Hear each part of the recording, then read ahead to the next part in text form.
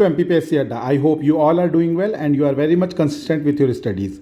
Today is 16th of February and we are going to discuss about the current affairs of the day. Before that, yesterday as I have said कि हम एक आपके लिए mains की test series लेके आएंगे जिसका जो टाइम टेबल होगा वो कुछ इस तरीके से होगा कि आपके प्रीलिम्स के एग्जामिनेशन के पहले आपको मौका दिया जाएगा उन पेपरों को पढ़ने का, खास तौर पे जो आपके प्री और मेंस में कॉमन है। यहाँ पे आप देख सकते हैं और उसके बाद आपको ब्रेक मिलेगा। यहाँ पे ये ब्रेक आपका पीटी का ब्रेक है, प्रीलिम्स का ब्रेक है ये। इस पर ब्रेक लेके आप मेंस की टेस्ट सीरीज से प्रीलिम्स का पूरा आराम से और पढ़ सकते हैं। तो जिन बच्चों का ऑलरेडी थोड़ा बहुत थॉरो है कंटेंट वो इस टेस्ट सीरीज़ को यूटिलाइज़ कर सकते हैं और अपना जो भी है एमपी हिस्ट्री और एमपी पॉलिटी और इन सब के टेस्ट या history, ancient history, medieval history, geography, इन सब के टेस्ट को वो पहले ही दे सकते हैं और उससे पीटी और मेंस दोनों की तैयारी उनकी हो जाएगी। क्योंकि प्रीलिम्स के जो फैक्ट्स होते हैं वो मेंस में 3 मार्कर के रूप में आपको आ सकते हैं, राइट। तो आपको उस तरीके से अपना प्रिपेयर करना है। और प्रीलिम्स की नई टेस्ट सीरीज़ जो है वो 19 फेब से शुरू हो रही है ऑफलाइन सेंटर इंदौर में, ठीक है। आपका जो ऑफलाइन सेंटर है इंदौर में भंवरकुआं में, वहाँ पे ये टेस्ट सीरीज़ शुरू हो रही। तो इसके लिए भी आप हमसे कांटेक्ट कर सकते हैं इस गिवन नंबर पे व्हाट्सएप या कॉल करके, राइट। 19 से शुरू हो रही है, ऑनलाइन भी ऑलरेडी शुरू हो रही है। यहाँ पे आप दोनों के लिए इंक्वायरी कर सकते हैं। चलिए शुरू करते हैं आज का करंट अफेयर्स। पहला क्वेश्चन है, G20 agriculture working group in its meeting in Indore has decided to eliminate hunger by। पहली चीज़ तो आपको यहाँ देखनी है, क्वेश्चन स्टेटमेंट में देखिए G20 एग्रीकल्चर वर्किंग ग्रुप की मीटिंग कहाँ हो रही है? इंदौर में। तो पहला फैक्ट ये याद रखना कि G20 की एग्रीकल्चर वर्किंग ग्रुप की मीटिंग इंदौर में हो रही है। उन्होंने क्या डिसाइड किया है कि कब तक एलिमिनेट करना है हंगर को? हंगर को हमें एलिमिनेट करना है, उसके ऑप्शन है 2022, 2029, 2030, 2031। द करेक्ट आंसर इज 2030 तक हमें क्या करना है? हंगर को एलिमिनेट करना है। 2018 के आसपास के बाद से कंटिन्यूसली हंगर जो है वो बढ़ते जा रहा है पूरे वर्ल्ड में। तो उसको एलिमिनेट करने के लिए G20 के एग्रीकल्चर वर्किंग ग्रुप ने ये बात कही है कि हम 2030 तक उसको एलिमिनेट करने की कोशिश करेंगे, राइट। चलिए नेक्स्ट क्वेश्चन देखते हैं।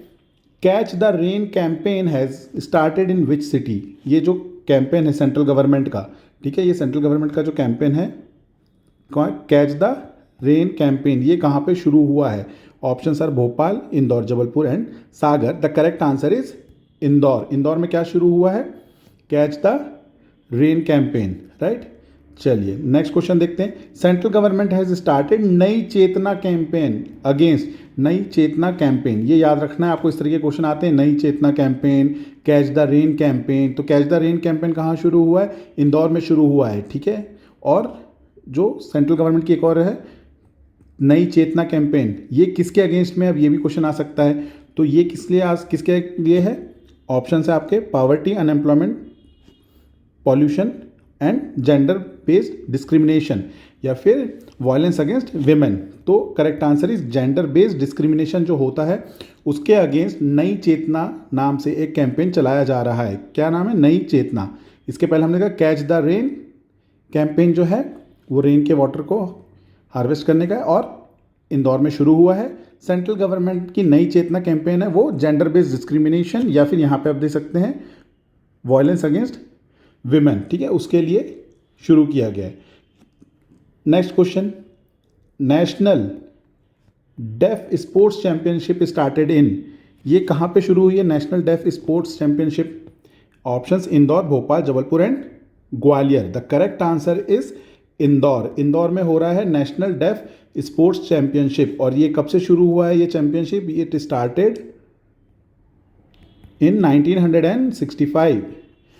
और एमपी इसमें कब से पार्टिसिपेट कर रहा है? MP is participating since 1968। ये इतना इंपॉर्टेंट फैक्ट नहीं, बट ये बहुत इंपॉर्टेंट फैक्ट है कि इट स्टार्टेड इन 1965, ठीक है, ये आपके काम आ सकता है। नेक्स्ट क्वेश्चन देखते हैं।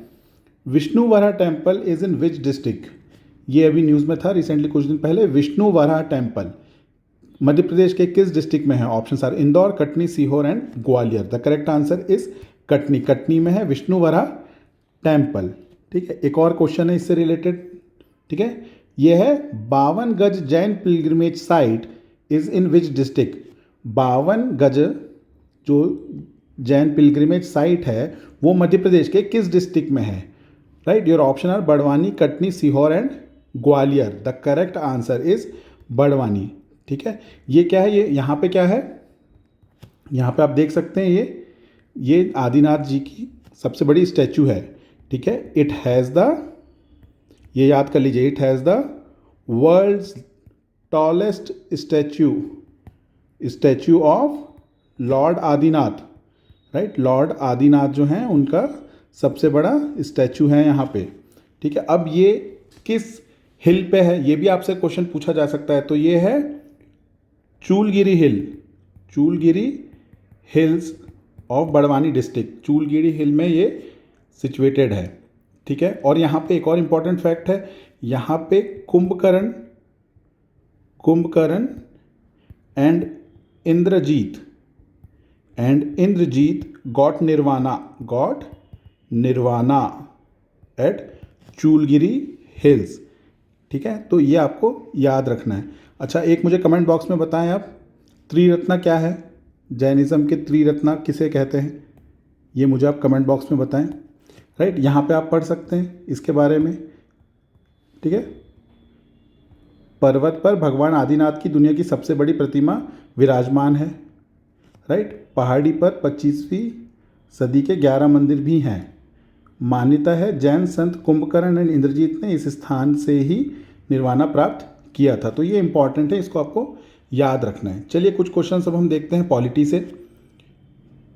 First question says, by which of the following condition a high court जज वेकेट्स हिज ऑफिस। कोई भी हाई कोर्ट के जो जज होते हैं वो किन कंडीशन में अपना ऑफिस वेकेट करते हैं। पहली condition, by resignation in writing address to the president, मतलब अपना रिजिग्नेशन देते हैं राइटिंग में किसे, प्रेसिडेंट को। Second option, by being appointed a जज ऑफ द सुप्रीम कोर्ट, अगर कोई हाई कोर्ट के जज हैं उन्हें सुप्रीम कोर्ट का जज बना दिया जाता है तो सीट वेकेट हो जाएगी। और being transfer to any other high court by the president, एक हाई कोर्ट से दूसरे हाई कोर्ट में भी क्या ट्रांसफ़र किए जा सकते हैं जजेस के। ये किस आर्टिकल से रिलेटेड है मुझे कमेंट बॉक्स में बताएं। ट्रांसफ़र ऑफ जजेस from one high court to another high court is done by the president, तब भी सीट वेकेट हो जाएगी। तो ये दोनों ऑप्शन सही हैं।